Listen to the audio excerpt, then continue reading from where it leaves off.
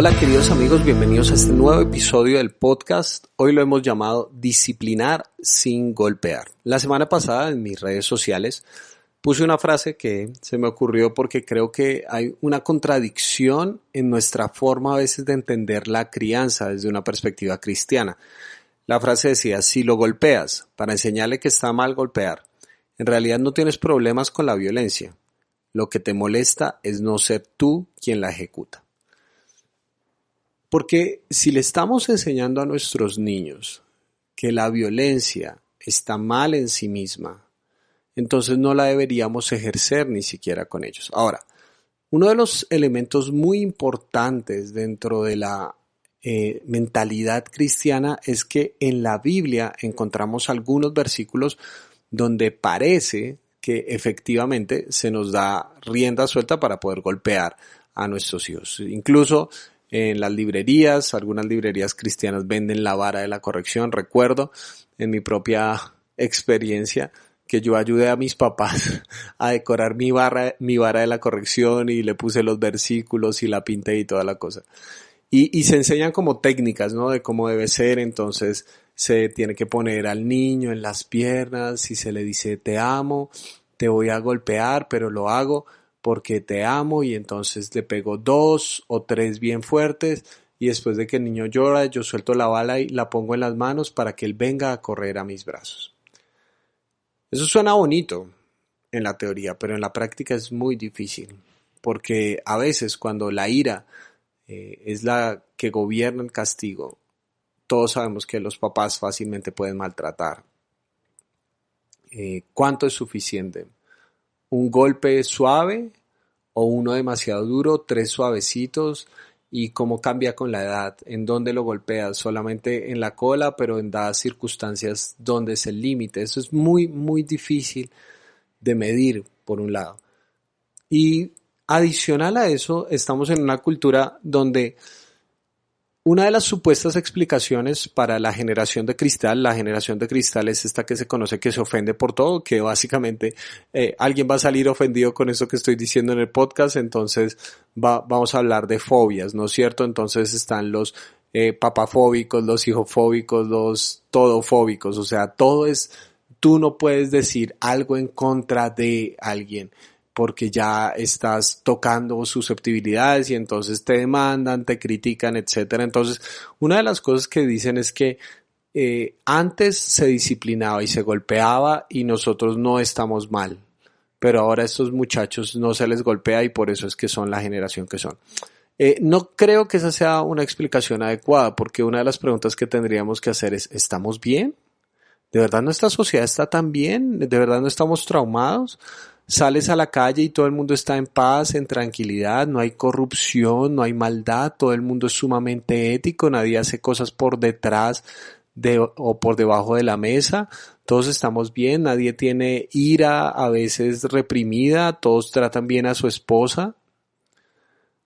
Creo que es una generalización muy peligrosa pensar que esa es la razón por la cual las personas se ofenden tan fácilmente. Creo que hay un análisis mucho más amplio y no debemos divinizar ciertas formas de disciplina porque supuestamente estamos muy bien. No es así, no es así. Quienes gobiernan nuestro país hacen parte de esa generación a la que supuestamente golpearon de esa forma y disciplinaron de esa manera, y no sé si nuestros países son mejores lugares gracias a esos líderes que tenemos y por cómo fueron criados. Entonces, la idea de este podcast es mirar cómo podemos interpretar o entender algunos de esos textos, porque en realidad son unos versículos muy específicos y especialmente están en el libro de Proverbios. Entonces te quiero dar una idea. ¿Qué pasaría si un hombre se entera que su novia está embarazada y decide abandonarla?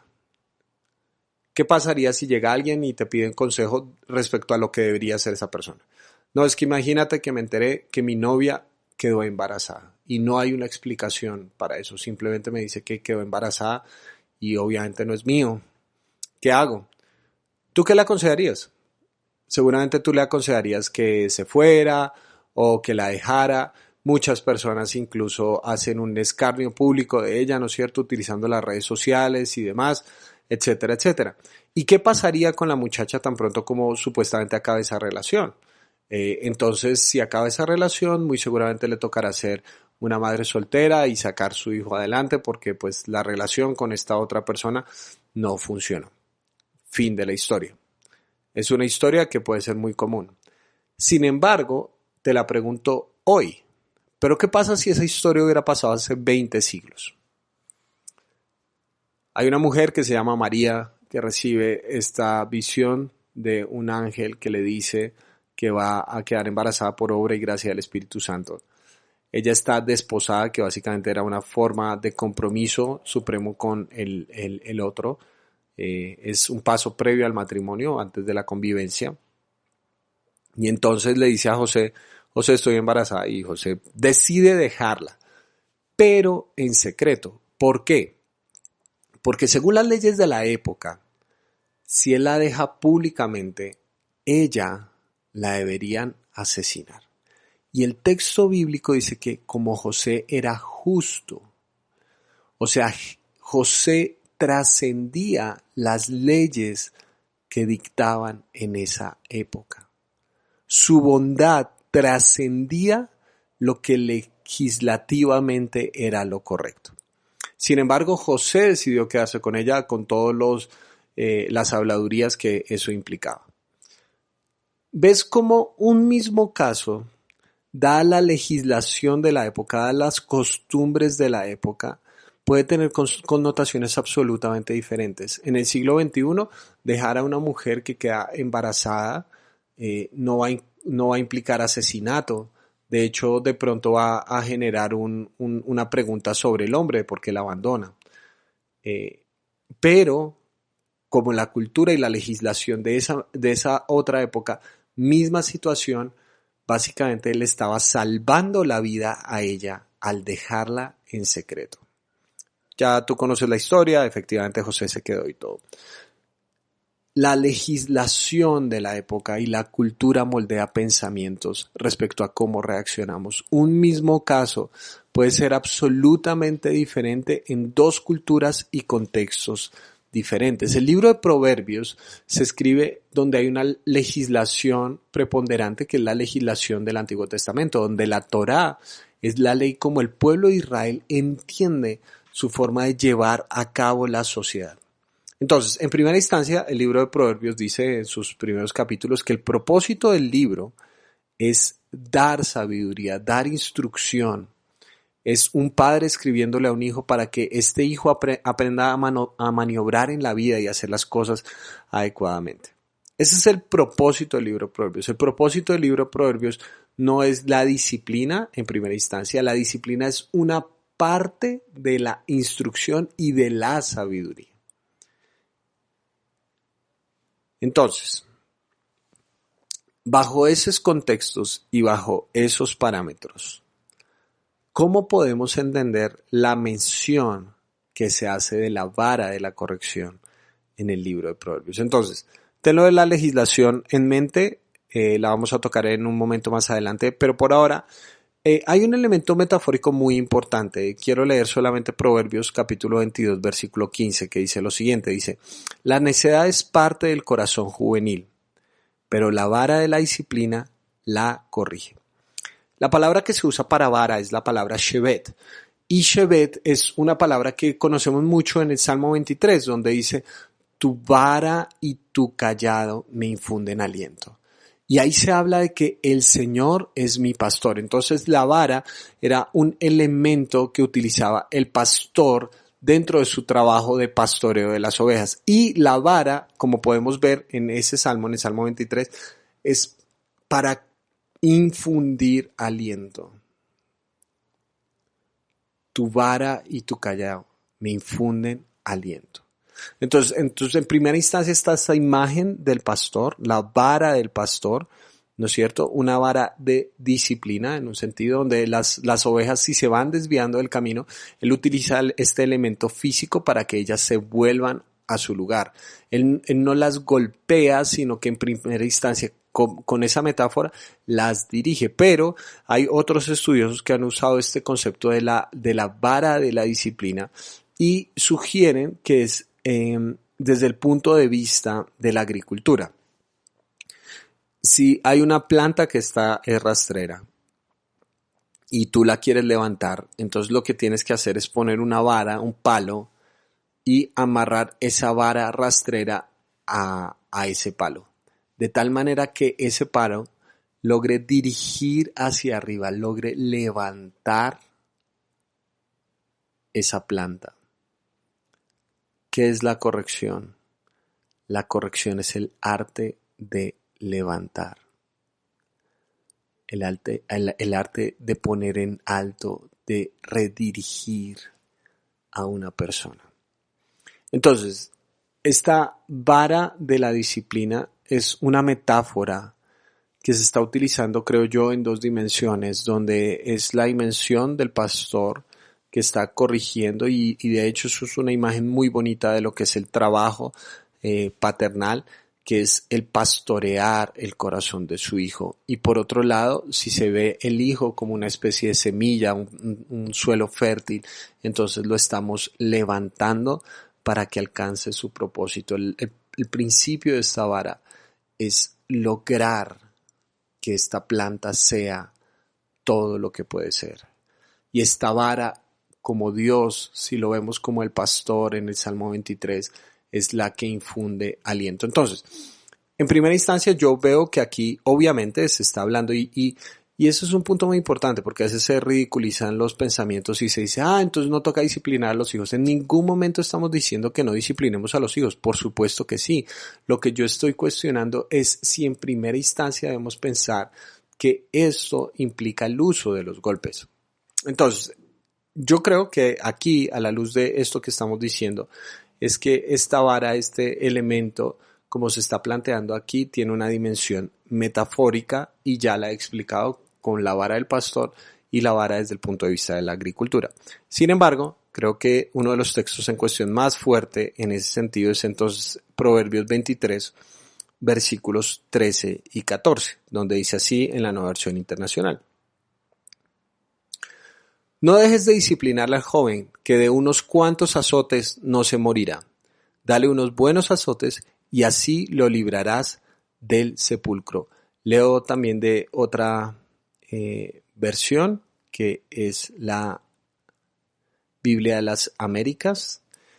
Proverbios capítulo 23, versículos 13 y 14 dice, no escatimes la disciplina del niño, aunque lo castigues con vara, no morirá. Otra vez está la idea de la vara o de los azotes. Lo castigarás con vara y librarás su alma del Seol. Entonces aquí nos estamos dando cuenta como, entonces sí hay un castigo físico. Volvamos a sacarlo del tema de la legislación. ¿Qué significa librar el alma del Seol? El Seol era el lugar de los muertos. El Seol era el lugar donde se sepultaba a las personas después de que morían, donde iban las personas después de que morían según la creencia de ese momento.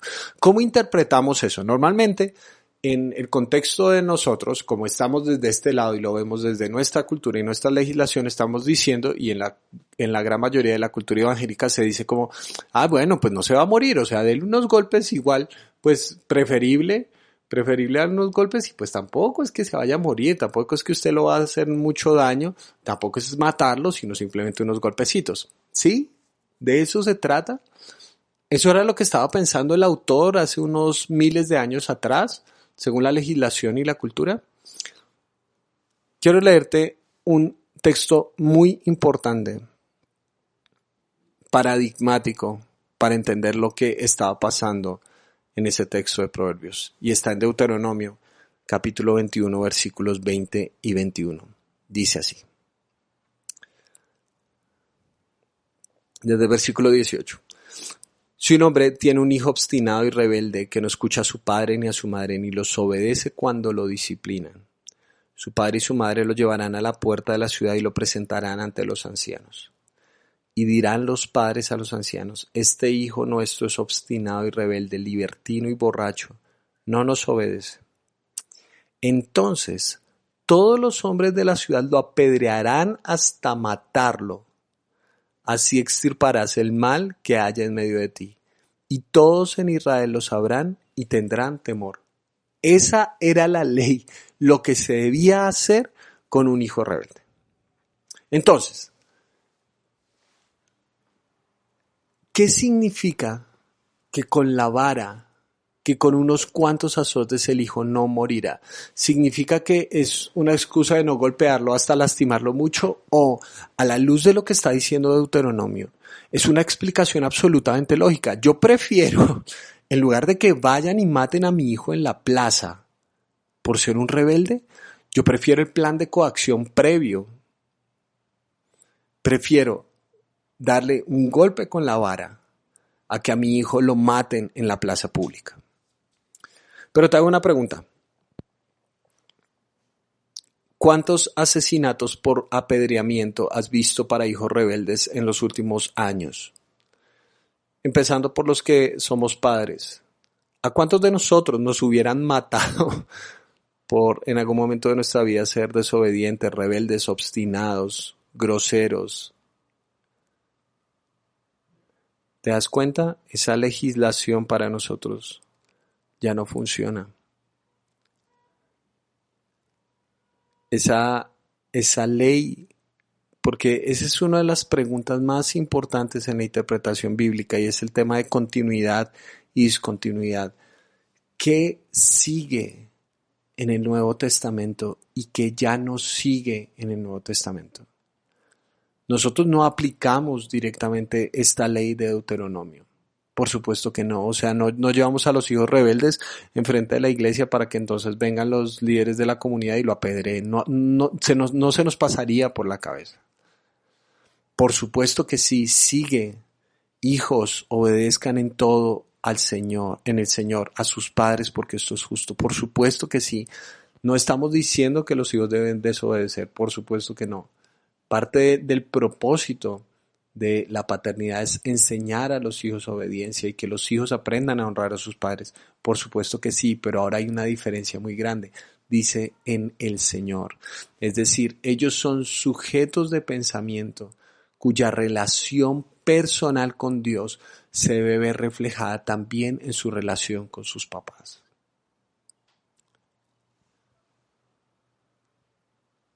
Una disciplina que no está basada en una relación es una disciplina que conlleva a la frustración. O si lo quieres decir de otra manera, corrección sin relación genera frustración. Porque en muchas ocasiones en nuestra cultura lo que se ha hecho es que se piensa que los papás lo único que tienen que hacer es golpear a sus hijos para que se porten bien, pero no tienen ninguna relación de amor con ellos. Y la autoridad no es algo que se impone, la autoridad es algo que se inspira. La autoridad es en relación que se genera a partir del diálogo, a partir de lo que ellos ven. He trabajado suficiente tiempo con jóvenes para darme cuenta que la mayor frustración de estos muchachos no tiene que ver con no tener los últimos juguetes tecnológicos, no tiene que ver con tener más dinero o no, sino muchas veces su frustración se basa en la incoherencia de sus padres, que le dicen un montón de cosas respecto a su relación con Dios, pero ni siquiera ellos son capaces de vivir eso. Que hablan del amor de Dios delante de todas las personas, pero en casa los maltratan con sus palabras o a veces con su indiferencia. Muchos hijos no conocen la voz de sus padres, sino solamente cuando les gritan porque han hecho algo malo. Yo no estoy hablando en contra de la disciplina, por favor. Yo no estoy hablando en que ahora los hijos deben desobedecer a los padres. Por supuesto que no.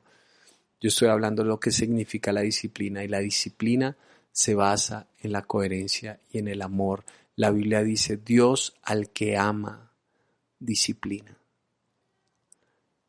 Es decir, la disciplina es una muestra de amor, no una descarga de ira.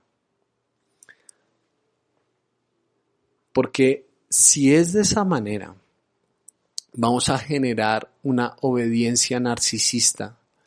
Lo que quiero decir con eso es que generamos una obediencia porque él haga, ella haga lo que yo quiero.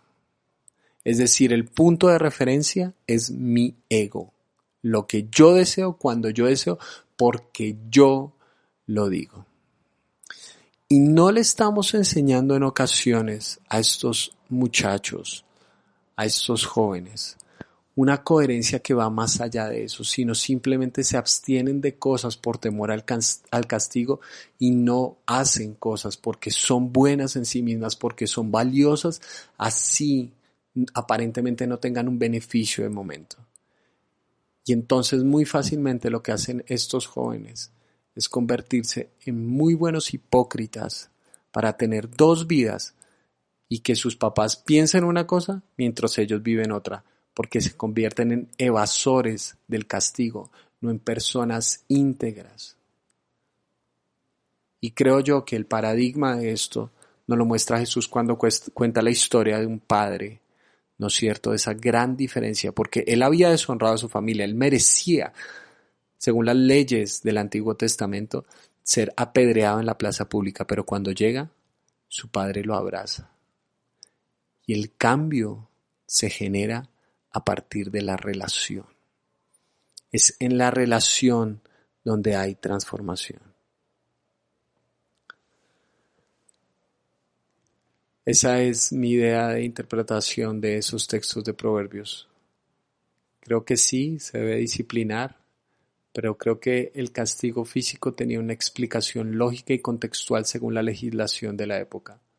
Sí, creo que los hijos deben honrar a sus padres, pero creo que Dios nos ha dado otras metodologías y otros medios por los cuales podemos enseñarles que los golpes no son la única forma como obtenemos lo adecuado,